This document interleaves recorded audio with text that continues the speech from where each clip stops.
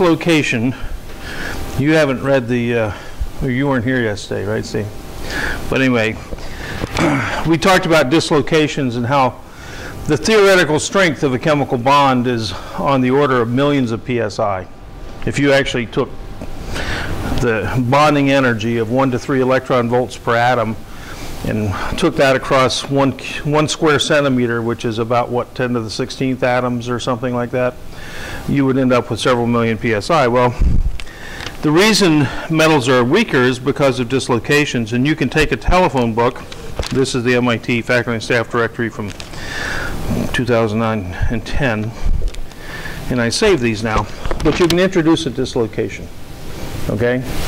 And now all you have to do, and unfortunately they now put polymers in these papers, so it's a lot harder than it used to be.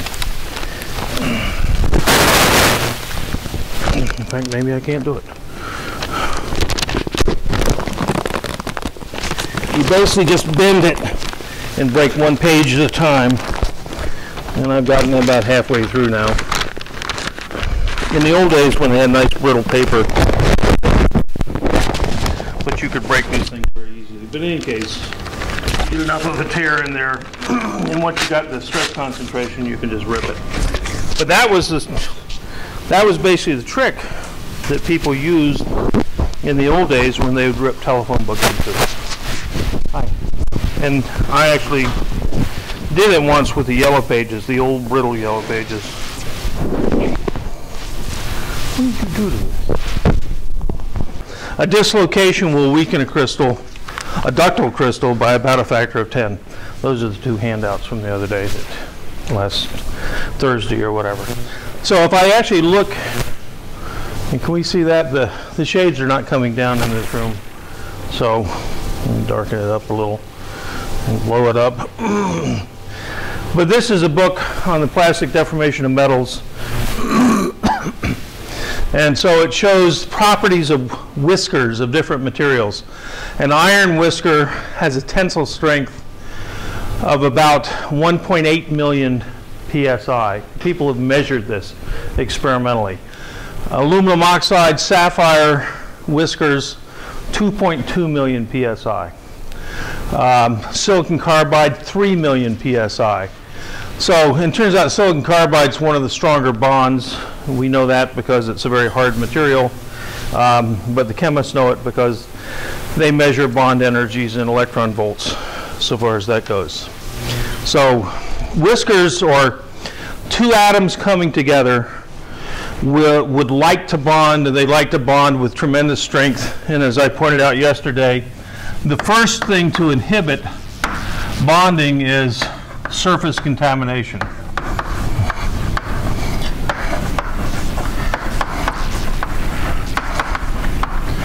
If you keep something clean and bring it together without any oils or absorbed gases or anything else on the surface, and you actually have two primary bonds, they come together, they will bond with tremendous strength. And they've done this in ultra-high vacuum systems with gold. Back in the 1950s, they would take two very flat surfaces of gold and bring them together in an ultra-high vacuum system after they'd made them very clean, and they would stick together with the strength of a braze joint, okay? They would still fail at the braze joint, and that's because no matter, well, actually, does anyone know why that is? What's the second inhibitor to bonding? It's not just chemical contamination on the surface, it's surface roughness.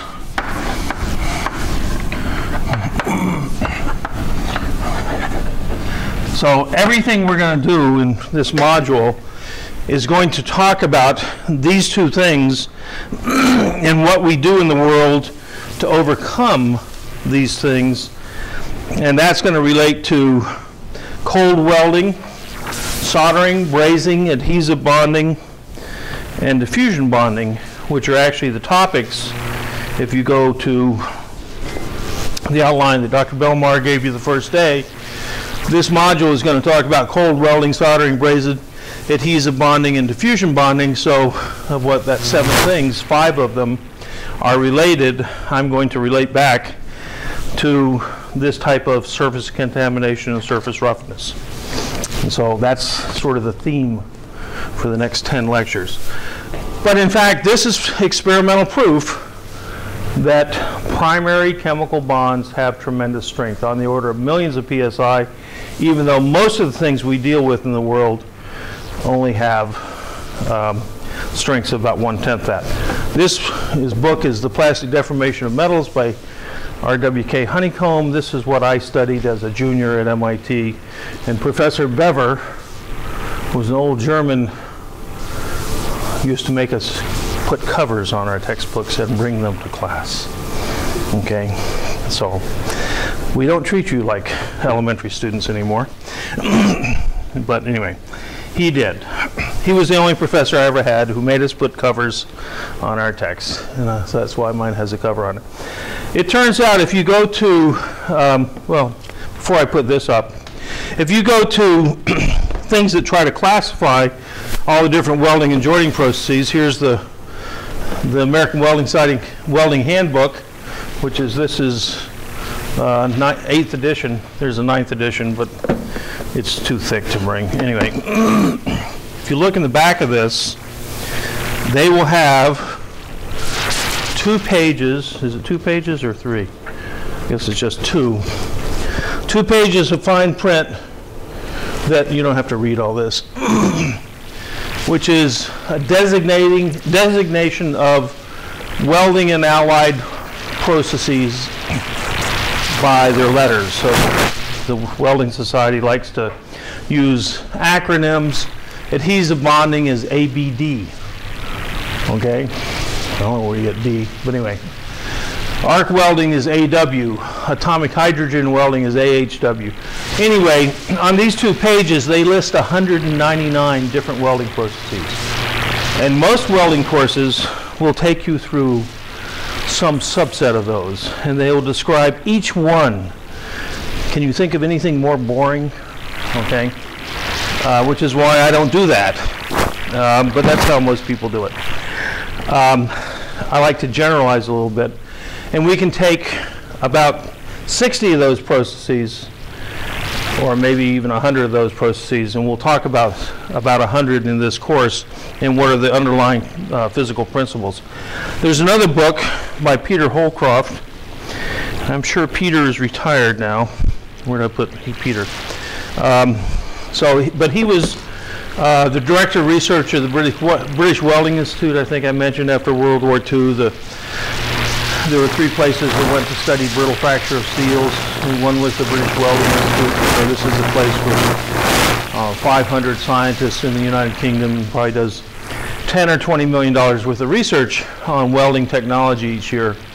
And Peter Holcroft was the director of research, and in this textbook, he has his classification of welding processes. American Welding Society just lists a table, but Holcroft basically, and you should have this handout among your handouts. So here's welding process classification, and across the top, he has shielding method. You can use a vacuum so you don't have any contamination. An inert gas, you can use a gas, which might be a reactive gas. A flux, which is a liquid typically. You can have gaseous fluxes. No shielding, which is a shielding method, I guess. Mechanical exclusion, you just try to scrape the contamination away. But basically, this is all trying to take care of surface contamination across this part of his diagram. And here he calls it source of heat. And just like shielding has no shielding, source of heat is no heat. Excuse me? Anyway, that would be cold welding, cold pressure welding. Thermocompression bonding, I'll talk what that is in a second. Mechanical, well, that's not a source of heat, or actually it could be. There's explosive welding, and it does get things warm, and we'll probably talk about it at some point. Friction, ultrasonic, thermochemical, electrical resistance, electric arc, radiant energy. And I made the point yesterday, as soon as someone develops a new source of heat, we tend to try to use it for welding. And what are we doing on this axis of this little chart? We're trying to somehow get rid of that surface roughness. Okay? At least that's one way to think about, and I don't think he necessarily thought about it that way when he put this together, but when we talk about surface roughness, and I've been using these for nearly 30 years now. I have gotten some others, but these are still the best. Okay. Obviously, it's just packing stuff, right? Okay. Foam packing. If you look at a surface, and it might look smooth, that table looks smooth to you, right? But if you had a microscope, that table would be rough, right? So I can talk about putting two surfaces together, and we can go back to this gold in the ultra-high vacuum and see if we can get it to bond. Well, if the two surfaces are slightly curved, they don't really contact over the whole area. And that's why you can take two extremely flat gold surfaces, polished to what we call an optical flat. So they're extremely flat and gold is somewhat soft, and you can squeeze them together in an ultra-high vacuum, and then you try to pull them apart, and they've got the strength, about 50% of the strength of a solid piece of gold. And that's because gold is somewhat unique in that it doesn't form surface oxides in the air. It might absorb hydrocarbons, but in ultra-high vacuum, there's no hydrocarbons. So you can get a perfectly clean, a nearly perfectly clean surface. And if it was perfectly flat and you could bring them into contact, you would have a perfectly flat grain boundary. But on an atomic scale, you actually have some surface roughness. And one of the things we can do to get rid of the surface roughness, if I put this together like this, I can see light through there, right? If I squeeze on it harder, I may not see the light through there, but there's still areas that voids in there, okay? I can squeeze on this until I'm deforming the piece of metal or whatever, and it turns out, I'm going to prove to you a little bit later, you still will only get about 1/3 area of contact. And so, in fact, when they squeeze the gold together in an ultra-high vacuum system, they get about 1/3 to 1/2 the strength of a solid piece of gold. Not because of surface contamination, but because of surface roughness. If you just squeeze two things together directly, you will not break down all those asperities, those little mountains and valleys, and get 100% area of contact. You actually have to have some shear between the surfaces to break off the mountains and get down into the valleys. So if you get rid of your surface contamination completely, gold in an ultra-high vacuum, and you actually rubbed the gold together in a shear test, you could get 100% of the strength of the gold. Okay? So things want to bond. They really do want to bond, but because of these two problems, they don't bond. Now, there are some processes that we've developed because we use whatever we can and try to find some application. One is friction welding. In friction welding, you take a bar of metal, you take another bar and you spin it around depending on its diameter, but you might get to a couple hundred surface feet per minute, which is pretty fast. You can do this in a lathe, which is how this was. Well, actually, you can't always do it in a lathe. It has to be a special lathe, which is a very, very fast break. Okay, but in a friction weld, you hold one end steady, and the other one you butt the thing up while it's spinning fast, and the friction generates heat. And it should be on my website somewhere, but there's a video of friction welding. There's a company out in Indiana that makes friction welding machines. Now, what do we use friction welding for? We actually, in this case, we get rid of the surface asperities, the surface roughness, by just lots of shear. Right?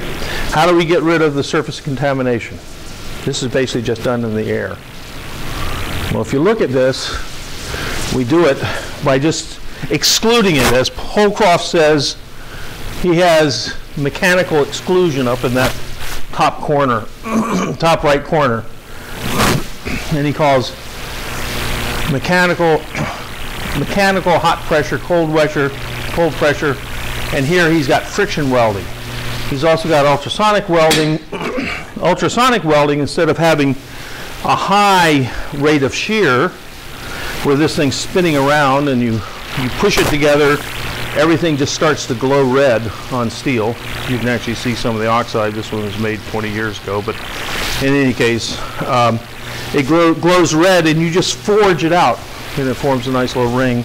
And I think I got rid of my my black plastic pipe that I showed yesterday, but that's actually not friction welded, but they actually heat up the two ends and they just forge them together and extrude out the plastic, because the plastic's got surface contamination, and you just get the same type of curled edge so far as that goes. So that's a friction weld. Another approach is not to use lots of high shear, but just rub it together and cause fretting. Anybody know what fretting is? Fretting is something when I have some mechanical device or component and it's vibrating, I just get a little bit of microscopic motion, and that's called fretting. And that microscopic motion, there's something we call fretting corrosion or fretting wear. That can break up those surface oxides and get rid of my surface contamination locally and cause metal-metal contact, true metal-metal contact. So we can do that, and we call that ultrasonic welding. We can take, and this is an ultrasonic weld that was made at Ford Research a number of years ago on aluminum. Aluminum has a very stable oxide, the surface contamination, and won't bond if you just stick them together. But if I put it in a mechanical press and hold one of them stationary, you'll see some little ribs on here, and the other one you'll see a different pattern, and you just vibrate the thing ultrasonically. Anybody know what an ultrasonic horn looks like? A couple of you are mechanical type engineers, so I'll tell you what an ultrasonic horn looks like. In an ultrasonic welder, you basically have a bar and you shape it like this. You might put a wheel on the end, but I'm just going to put a great big plug on the end.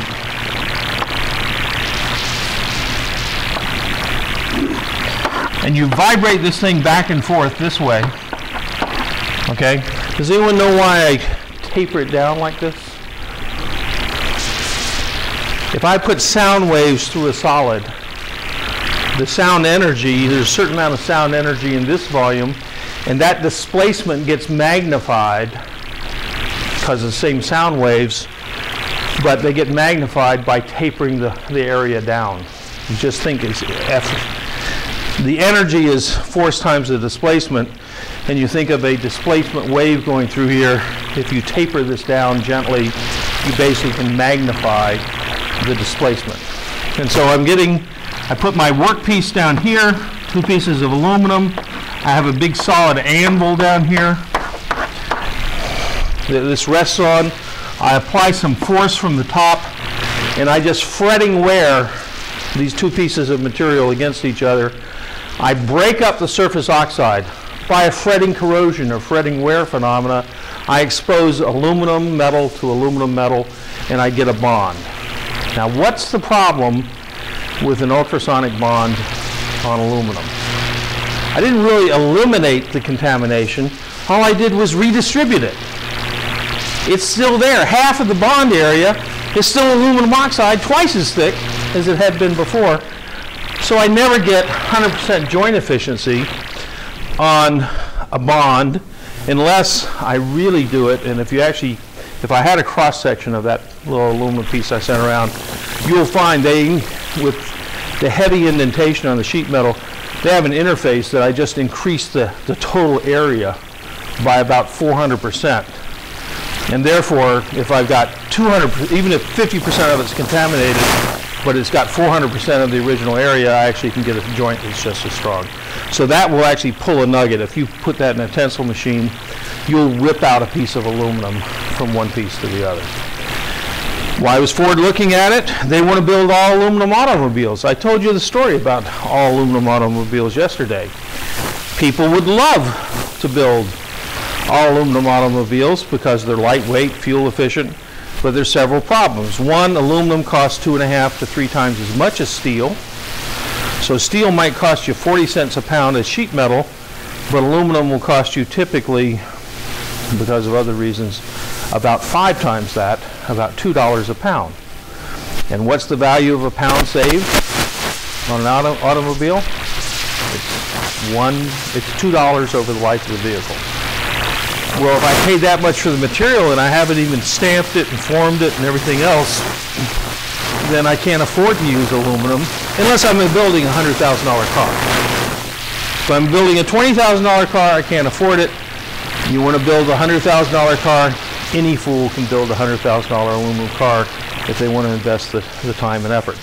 It only took Alcoa and Audi about 10 years to develop all the processes to make an all aluminum auto body.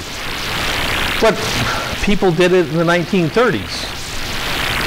Only they didn't do it for $100,000. It was Andrew Mellon of Mellon Bank, and he was on the board of Alcoa, and he had more money than anybody, most of the other people in Pittsburgh, maybe all the other people in Pittsburgh combined. And he wanted an aluminum car, so he didn't care what he paid for it. We know how to join aluminum, but do we know how to join it cost-effectively? What's the value of a pound saved on aluminum of a commercial aircraft over the life of the vehicle? $100. The vice president's deciding what cost the magazines they put on board, because a pound of weight on a commercial aircraft is about $200. Anybody have an idea of how much it is on a military aircraft? It's about $1,000 a pound. They don't make as many military aircraft. They're higher performance, lighter weight, higher strength alloys, and it's about $1,000 a pound for the fuselage. Now that number of $200 a pound was secret for many years. That was a competitive edge that Boeing and Airbus, except in 1989 we had a student go out and work at Boeing on the manufacturing program, and they came back and they found that they did a big analysis and they came up with $188 a pound. Close enough to 200 for me, okay? So you actually have to look at what type of transportation you're doing, and I told you about space-based things, and it costs $20,000 a pound to get something into orbit. If you go back and look in the 1970s for the space shuttle, the goal of the space shuttle at that time was to lower the cost of payload in orbit from $10,000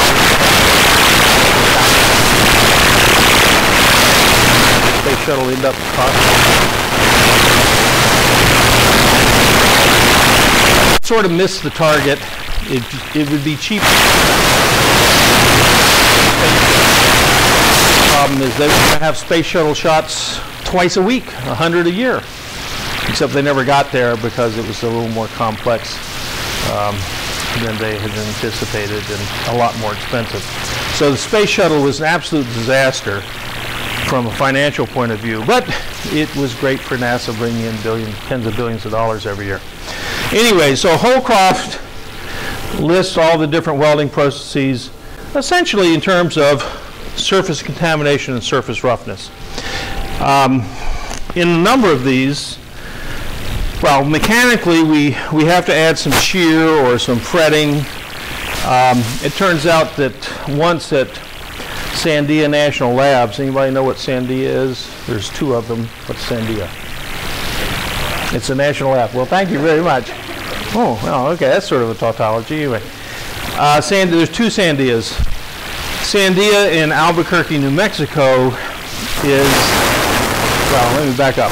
After World War II and the Manhattan Project, they decided when they were these things that they wanted, for safety's sake,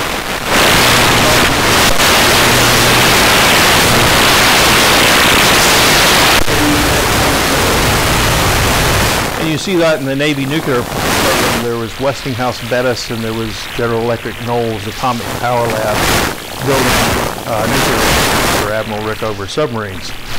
And that was competition. The government was paying twice to make sure that things were done right, and someone didn't have a monopoly. And they had similar things. They had Lawrence Livermore Laboratory and Los Alamos Laboratory. Lawrence Livermore was out in California, run by the University of California. Los Alamos was also run by the University of California. So how can they be competing? But anyway, I'm sure they did. They were certainly competing for research funds.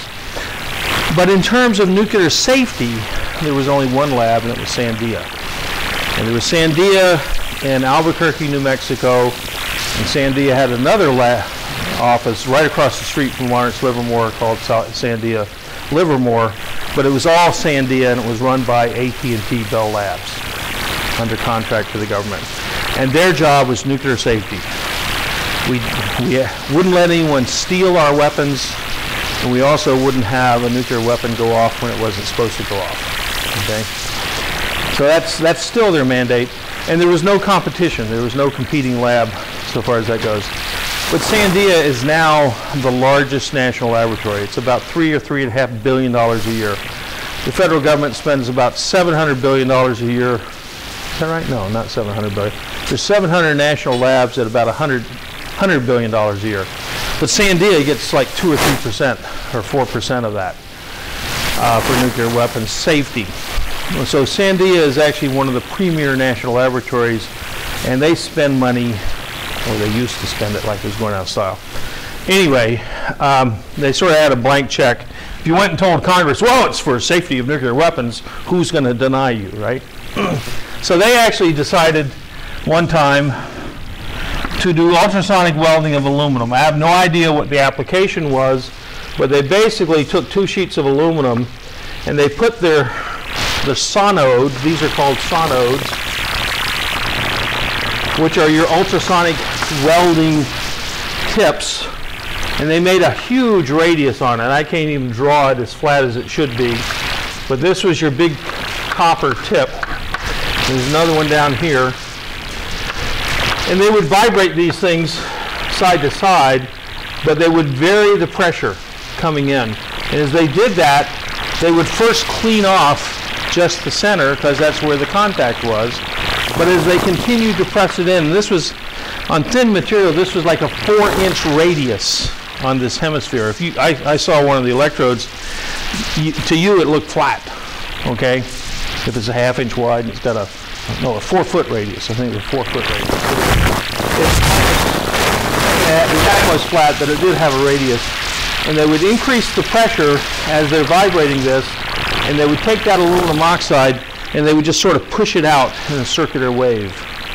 So they got 100% area contact, okay, as opposed to what Ford does and stuff. And I'm sure they were either doing this as basic research to prove they could do it, which is one of the things the National Labs does, or they actually had some application on a nuclear warhead, which is why they would have done it, where they wanted to cold weld aluminum.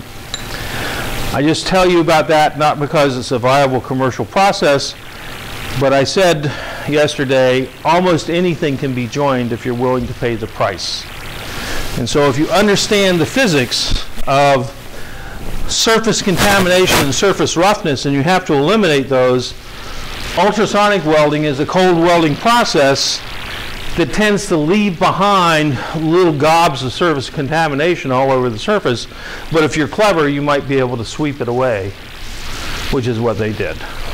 Okay? So, as long as you understand, these are the 2 things that you have to overcome if you want to make a successful cold weld. So what else do I want to say? So anybody have any questions on that? Let's talk a little bit about, if you don't have any questions, if you don't ask questions, I won't be able to address the things. Huh? Yes. And what they do is they replace the sonode with a wheel. And so they vibrate, and you just pass the thing under it like you're running a sewing machine, squeezing it between the wheels. Okay, yeah. Yep.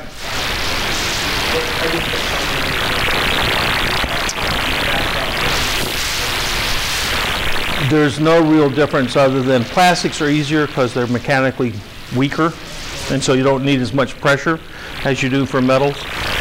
Plastics are also, it's advantageous for plastics because you're trying to generate a little frictional heat at the interface, okay? And as you do that, it's easier to do it in plastics because they have lousy thermal conductivity compared to metals. So you don't need as much energy from your sonode, okay? This sonode thing, because they melt at lower, they get hot at lower temperatures, they hold their heat better, and they're weaker mechanically, but you're just trying to rub down that surface roughness, okay? And you still have to get rid of contamination. Maybe you don't have oxides on plastics, but you got plenty of oils.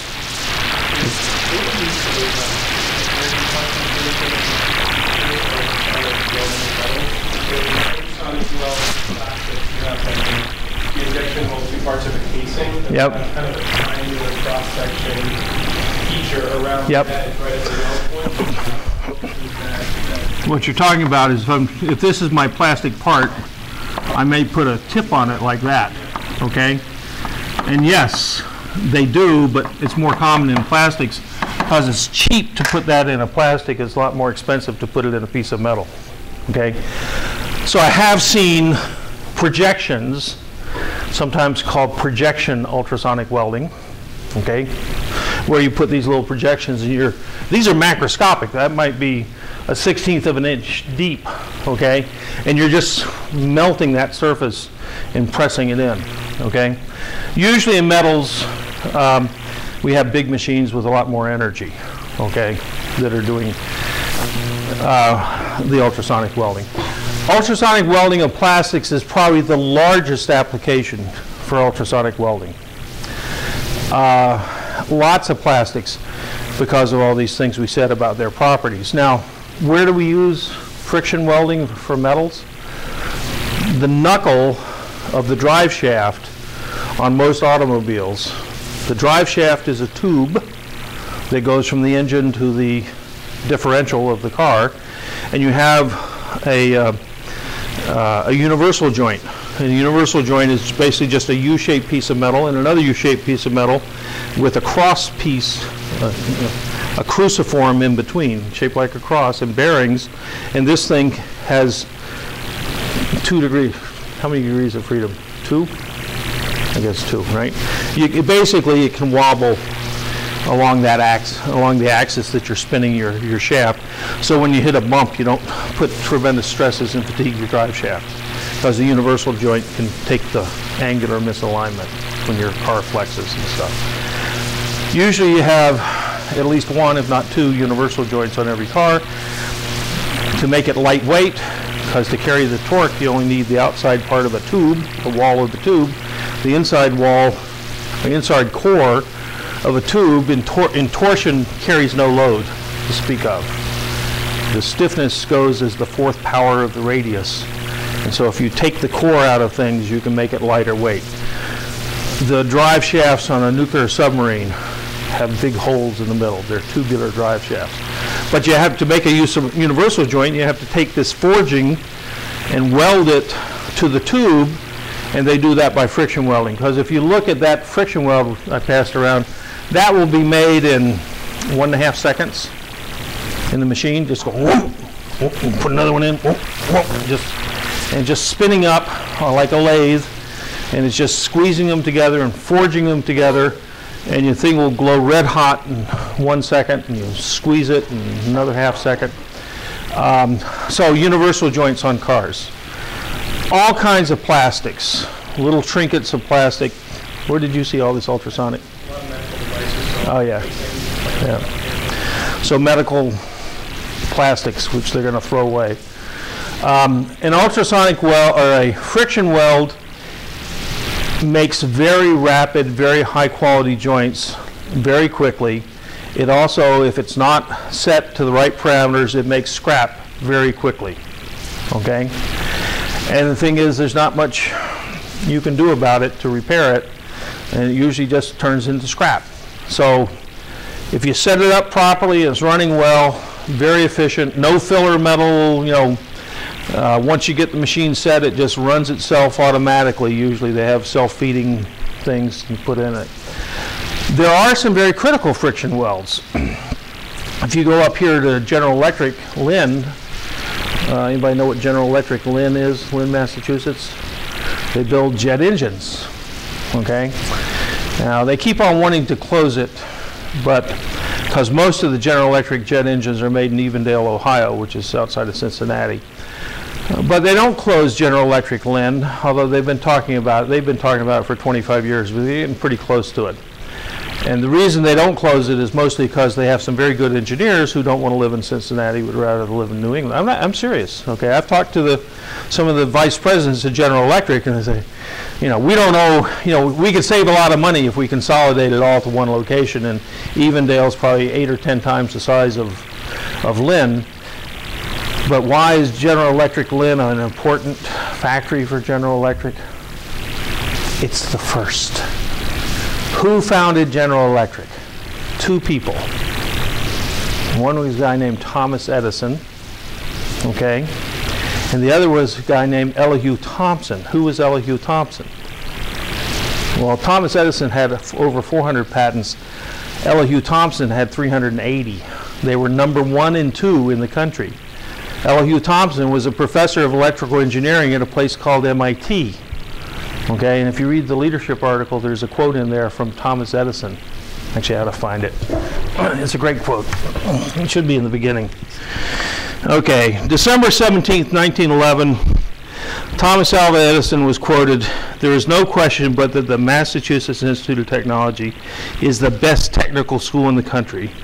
I have found the graduates of tech to have a better, more practical, more usable knowledge as a class than the graduates of any other school in the country. The salvation of America lies in the Massachusetts Institute of Technology." Hey, wear your brass rat. I don't wear my brass rat anymore. But anyway, MIT was a very practical school when it was founded, and it still is practical in some ways. But in any case, General Electric Lynn was the beginning of the General Electric Corporation, and it's now, they still make jet engines there, and they may for another couple of years. But they want to close it eventually. Anyway, so where was I? I was inside the faculty newsletter. Oh, I was going to tell you about friction welds that are made up here. So they make titanium turbine disc, okay, up here for jet engines. And it turns out one of these discs, after it's been forged and heat treated and machined, might be worth $25,000, okay?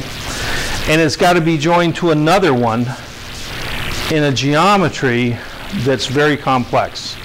And sometimes they electron beam weld these things, which you'll get in another module up there, and they have big electron beam welders, and I have stories on that. But they also use friction welding, because sometimes the geometry is such that the 2 surfaces you want to friction weld together is basically sort of 2 tubular surfaces or a flat surface in a tube that comes up against it. You can't even get the electron beam down in there. So sometimes they friction weld 2 $25,000 parts to make a $70,000 part. And they really want it to be a good friction weld the first time, because otherwise you end up with $50,000 worth of scrap. Okay? So they have spent lots of money instrumenting the force and the pressure and the displacement to make sure they get a good weld, because a lot of times once you've made that weld, it's very difficult to inspect it to make sure it's a good weld. And all you really know is, did it collapse the right amount in the right amount of time on other welds that we made that we tested that were good, right? And destructively tested to make sure they were good. So you try to make it reproducible, but many times we make welds and they're not very inspectable, okay? That spot weld in that ultrasonic joint in aluminum, it's not very inspectable. Just think about it, it's surrounded by a crack, right? I mean, you got 2 sheets together and you weld it in one spot. Well, there's a non-weld surrounding it 360 degrees. How do you inspect that and know that you've got the weld you want, okay? So I remember in the automotive industry, they were trying to, I don't remember if it was spot welding of aluminum, spot welding of steel, but this one guy came in and he says, well, all we need to do is we'll make our welds, and then we'll come in and we'll hit the thing really hard with a hammer, And if it breaks, it's not good enough. And if it holds up to this big hammer blow, that's good enough. And one person said, that's the most ridiculous thing they had ever heard. I mean, you're going to try to destroy it to see if it's any good, right? I mean, you could be introducing damage in that big hammer blow that means it's now going to fail at 1/10. Anyway, it's just it's not the way to do it. But that was one person's solution. So we talked let me start talking about primary bonds now, unless there are other questions. I appreciate questions. See how I was able to digress for 10 minutes? Anyway. So let's talk about the strength of bonds. So we have primary bonds. And what are the three types of primary bonds? All those you took 309-1. There's covalent, very good. Ionic, very good. The third, pardon me? Metallic. You forgot. This used to be the metallurgy department. Actually, it started out as the mining and geology department. Metallurgy didn't enter the name until 1988, or 1888, 1988. Anyway. The typical bond energy in electron volts is 1 to 3 electron volts for all three of these. Okay? Lead melts at low temperatures, it's probably down to 1 electron volt. Tungsten's the highest melting metal, probably around 3 electron volts, whatever. Covalent, what's a good example of covalent bonding? Diamond, silicon. Diamond, probably around 3 electron volts. Ionic bonding, salt, sodium chloride. Probably sodium chloride melts around 900 C if I remember. So it's probably 2 electron volts. But I got aluminum oxide, sapphire, second to diamond. Well, that's sort of covalent and ionic. But let's say it was, there must be something up there at very high tech, calcium fluoride or something that's pure ionic, nearly pure ionic bonding, melts at relative, pardon? Yeah, okay, zirconia. Zirconium oxide, probably 3 electron volts, melts at 2000 C, right? And the strength of the bonds is related to the melting point. And in fact, the strength of the bonds, if I draw the Lennard-Jones potential, which is the energy versus distance, the strength of the bond is the depth of that well, okay? This is the energy of bonding right here. And the deeper that well, this is the depth of the well of the bond. And it turns out I can have deep wells. I also can have deep wells that have very narrow curvature down here. And what does that mean? Actually, the deeper it gets, the sharper the curvature at the bottom, because the distances of separation aren't all that different. Turns out the first derivative of this is the force. And at zero force, it's at its equilibrium separation. It doesn't want to get bigger or smaller. The second derivative is the modulus. And so something that has a very deep bond or a high bond energy tends to have a high modulus. Okay? You can go back to the chemical properties or the chemical bonding, and most of your physical properties relate directly to the bonding, which is why in 309-1 we teach students material science based on chemical bonding. Okay? Now, it turns out there's some other bonds. What are the non-primary bonds, secondary bonds? You remember the name? Van der Waal? And a Van der Waal bond has a strength of about 1/10 of an electron volt. And there's something in between here, metallic and Van der Waals, hydrogen, exactly. Hydrogen bonding is just a form of Van der Waals, but it's so much stronger, it's about 3/10 of an electron volt, that we sort of give it its own classification.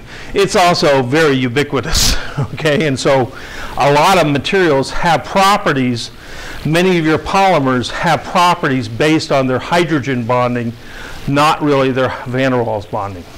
They have all of these. But the point is, if this has a strength I didn't took down my thing, but if the metallic bonding of tungsten is 3 million psi or 3,000 ksi, and for aluminum oxide it's 3 million psi, and ionic is something similar. What's the strength of a hydrogen bond? 300,000 or 300 ksi. And what's the strength of a van der Waals bond? About 100 ksi.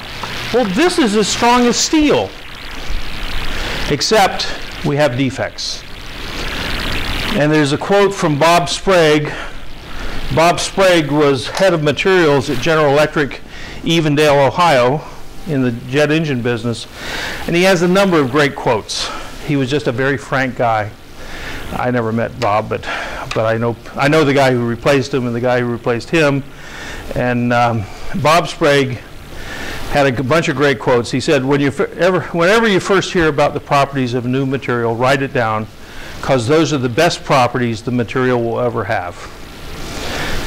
And there's Jim Williams, who replaced him. And Jim Williams, by the way, was a titanium expert. And he went on to become dean at Ohio State and stuff. But anyway, Jim used to, his corollary, whenever you first hear about the cost of a new material, write it down, because that's the lowest cost that material will ever have. Okay? We tend to glorify these new materials. Well, another one of Sprague's quotes is, physicists think that structure determines properties of a material. Structure being atomic structure of how the atoms are arranged. But material scientists understand defects control properties. And that's where we get back to the dislocations. A metal has 1/10 the strength of its theoretical strength because it contains dislocations and vacancies and all these other things. I can take two very similar materials. Okay? What's this? Crystal structure. Hexagonal close packed. It's actually graphite. It actually says it right here on this little tag, you can tell. Also, you can tell because the atoms are black. Okay. This is diamond cubic. This is also carbon. This is coal. This is graphite. It's black. These are little diamonds and brazed onto a little substrate. Okay, so I brought some diamonds and some graphite. Two different materials, two materials of identical composition, but vastly different properties. Okay, and somewhere here I have a little sheet. There it is. That tells you the different properties.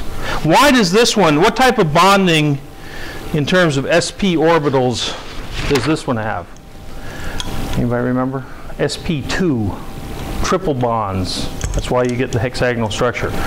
sp3, tetrahedral, or yeah, tetrahedral bonds.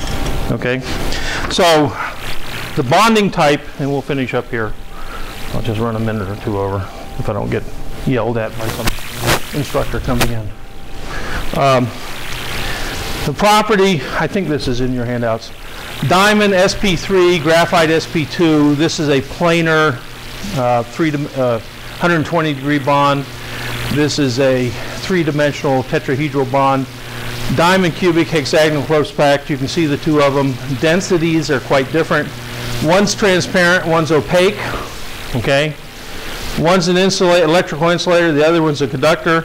One's isotropic and has high thermal conductivity.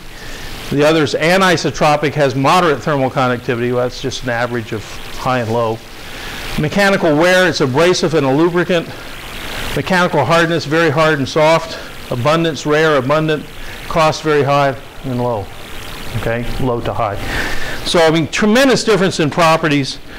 And when we get together, I'll be here on Friday. Dr. Bellmeyer will be here the next 2 days.